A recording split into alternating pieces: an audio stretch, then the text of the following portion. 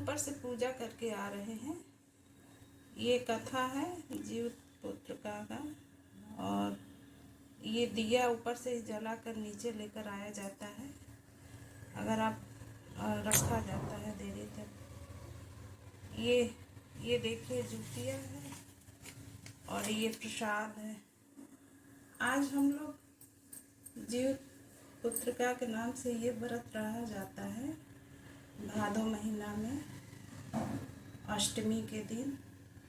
जैसे आज अष्टमी के दिन व्रत रहा जाता है, नवमी में पारण किया जाता है। और ये मात नवमी भी इसको कहा जाता है। जिसकी सास ओस नहीं रहती हैं वो सुबह उठकर पूरा खाना वाना बनाकर, नहा धोकर, सिद्धा उद्धा छूकर, खाना वाना बनाकर उनके नाम से ये निकाला जाता है खाना दुनिया। और उसके साथ साथ कौवा है, गाय है, सबको खाना दिया जाता है। तो आज हम व्रत हैं जीवतिया। और ये 24 घंटा निराजल रहेंगे। जब पूजा कर लेंगे तब हम पानी पिएंगे। लेकिन इस साल हमारे घर के लोग माता जी को, पिताजी को पिंडदान करने गया जी गए हैं। तो अब जो है व्रत है, लेकिन पारण है 10:30 बजे। तो सुबह उठेंगे, नहाए धोएंगे, लेकिन पारण और पानी पिएंगे 10:30 बजे। और जो पूजा करते थे और वो पूजा जो है माता जी को बैठा देंगे। तो अब वो कार्यक्रम नहीं करना पड़ेगा। ये हमारे घर वालों का बड़े लोग, बड़े भाई साहब गए हैं, छोटे गए हैं, लोग बताए हैं शाम को।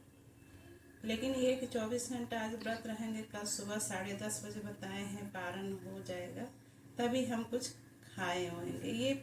ये उस समय का है जिस समय ये होता था कि माँ के सामने बेटा खत्म हो जाता था। तो उसी समय एक राजा सूर्यवंशी थे, जीवित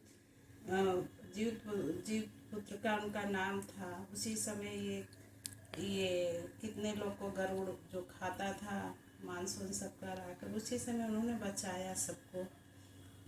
तभी से मतलब उन्होंने कहा कि एक ये माता जो है व्रत रहेंगी अष्टमी के दिन भादो महीना, ये पितरपक्ष में, भादो नहीं पितरपक्ष महीने में अष्टमी के दिन ये व्रत रहेंगी 24 घंटा। इससे उनके पुत्र की आयु बढ़ेगी, वंश चलेगा। तभी से ये व्रत रहा जाता था। ये जब राजा जीवित पुत्र का व्रत कहानी सुना रहे थे, उसी समय एक चील भी वो पेड़ पर सुन रहा था कहानी। और जाकर वो अपने सखी सियारन से बताया कि इस तरह व्रत रहा जाएगा, 24 घंटा निराजल रह जाएगा तो हम लोग का वंश आगे चलेगा। लेकिन ये जो चील था वो नियम से अपने मतलब 24 घंटा व्रत था। और वो सुबह होके जाके गौशाले में दूध का अपना पारण किया। जो सियारन थी वो अपने विधि से नहीं चली।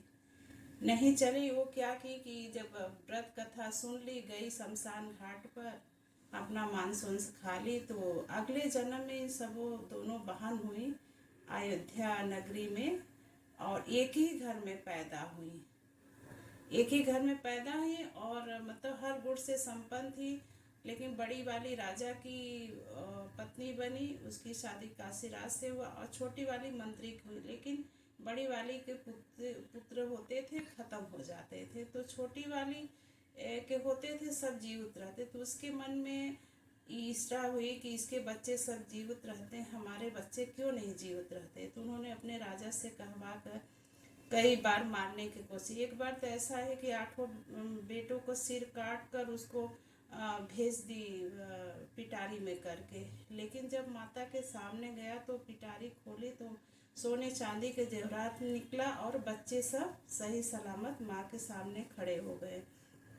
फिर उन्होंने पूछा कि बहन तुमने ऐसा क्या किया कि तुम्हारे पुत्र भी जीवित, हम इतने मारने की कोशिश करते हैं फिर भी जिंदा। तो तब उन्होंने बताया कि अगले समय में तुम सियारन थी, हम चील थी, तुमने नियम का पालन नहीं किया है, इसीलिए तुम्हारा बेटा बचता नहीं, तुम्हारा वंश नहीं चला। अब तुम नियम से व्रत करो, जीवतिया व्रत करो, 24 घंटा निराजल रहो। सुबह के समय जब पारण का समय हो तभी तुम पानी तब उन्होंने वो व्रत शुरू किया। और आज उसी के कहानी से ही जिउतिया व्रत सब लोग कहते हैं और सुनते हैं, उसी का नियम का पालन करते हैं।